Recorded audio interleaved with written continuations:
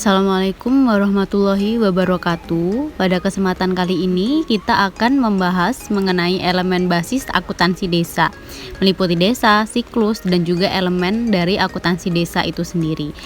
Pada kali ini kita akan membahas mengenai yang pertama, pengertian kode akun. Yang kedua, nanti kita akan identifikasi kode akun dalam akuntansi desa itu, terutama pada pendapatan, belanja, dan pembiayaan. Oke, sebaiknya kita review dulu pada materi sebelumnya. Materi sebelumnya kita sudah membahas mengenai desa. Nah, pada kali ini kita membahas mengenai perbedaan desa dan kelurahan ya. Nah, di sini ada beberapa aspek yang perlu diketahui. Yang pertama dari pemilihan pimpinan, ketika desa itu dipilih langsung dari masyarakat untuk kepala desanya, sedangkan untuk kelurahan lurah itu ditunjuk oleh kepala daerah. Kemudian yang kedua itu ada aspek pembiayaan, di mana desa itu pendapatannya bersumber dari PA desa, dana desa, ADD, dan bantuan keuangan. Sedangkan di kelurahan sumber pendapatannya itu berasal dari Pemda. Seperti itu ya, bisa dipahami di sini perbedaan dari pembiayaannya. Selanjutnya terkait dari aspek regulasi, di mana pada desa ini bersumber pada Permendagri 113 tahun 2012 terkait pengelolaan keuangannya, sedangkan di kelurahan pengelolaan keuangannya ini mengacu pada Permendagri nomor 13 tahun 2006 dan perubahannya. Dari aspek yang terakhir yaitu ada status kepegawaian, di mana desa aparatnya itu bukan PNS atau ASN, sedangkan kelurahan seluruh aparatnya merupakan PNS atau ASN. Selanjutnya kita membahas mengenai siklus pengelolaan keuangan desa. Sebelumnya kita sudah pernah membahas ini ya, di mana ada perencanaan, penganggaran, pelaksanaan, penatausahaan, pelaporan, dan pertanggungjawaban. Baik, waktunya kita membahas materi pada hari ini, yaitu terkait kode akun. Sebenarnya pengertiannya sendiri sama dengan kode akun di perusahaan. Dia merupakan sebuah kode yang menjadi tanda untuk setiap akun-akun. Ini merupakan pengertian dari kode akun, yang mana kode akun itu merupakan kerangka yang menggunakan angka, huruf, ataupun kombinasi keduanya untuk memberikan tanda atau kode pada akun-akun yang sudah dirancang di sebelumnya. Nah, di sini ada beberapa kegunaan dari kode akun. Yang pertama itu untuk memudahkan identifikasi akun-akun buku besar, memudahkan proses pencatatan, dan mengetahui gambaran keuangan. Nah, di sini ada kode akun dari akuntansi desa, yang mana di sini ada kode 1 digunakan untuk akun pendapatan, kode 2 digunakan untuk belanja, dan 3 digunakan untuk pembiayaan. Di sini ada kode rekening dari pendapatan, ada pendapatan asli desa atau PA desa, ada hasil usaha, hasil aset, swadaya, dan lain-lain. Kemudian ada pendapatan transfer, ada beberapa, ini sebelumnya juga sudah pernah kita bahas. Ada dana desa, alokasi dana desa, dan lain-lain, bisa dibaca sendiri. Kemudian yang terakhir ini ada pendapatan lain-lain ya. Pendapatan lain-lain ini meliputi hibah dan sumbangan dari pihak ketiga, dan juga ada lain-lain pendapatan desa yang sah. Selanjutnya ada level kode akuntansi desa untuk kode rekening pendapatan, di mana di sini level 1 digunakan untuk kode akun 1 yaitu pendapatan. Kemudian yang kedua ini berupa level 2 untuk kode kelompok pendapatan, misalnya pendapatan asli desa.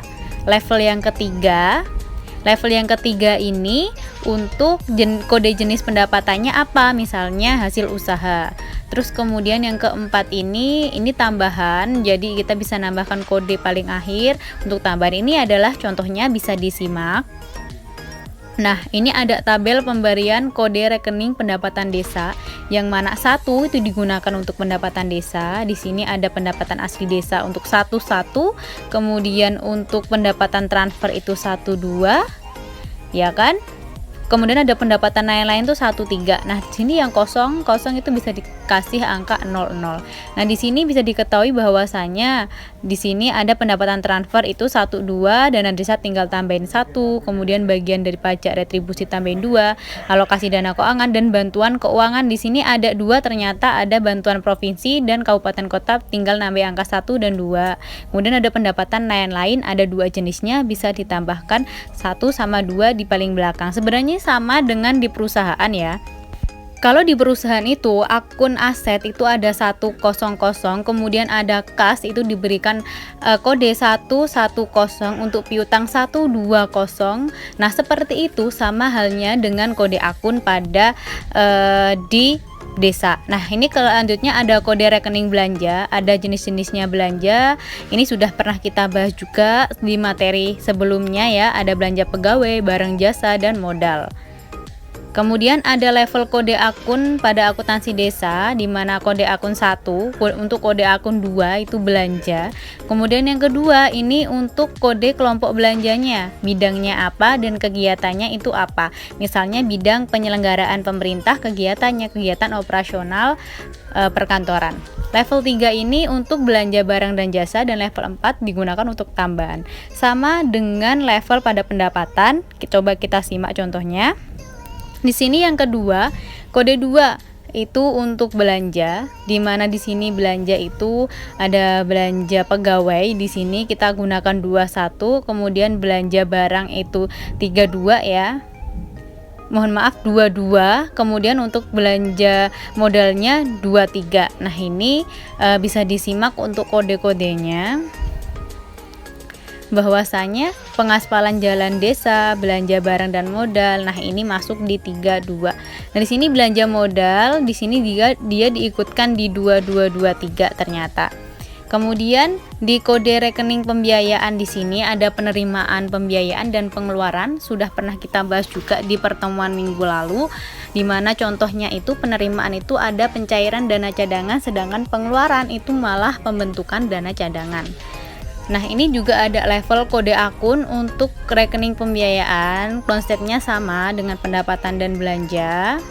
Kode pada level 1 kode akunnya 3 digunakan untuk pembiayaan, kemudian 2 untuk kelompok pembiayaan misalnya penerimaan, 3-nya untuk jenisnya yaitu pencairan dana cadangan, dan yang keempat untuk tambahan saja angka di paling belakang ya. Bisa dilihat dulu. Ini contohnya sebagai berikut, bisa dilihat.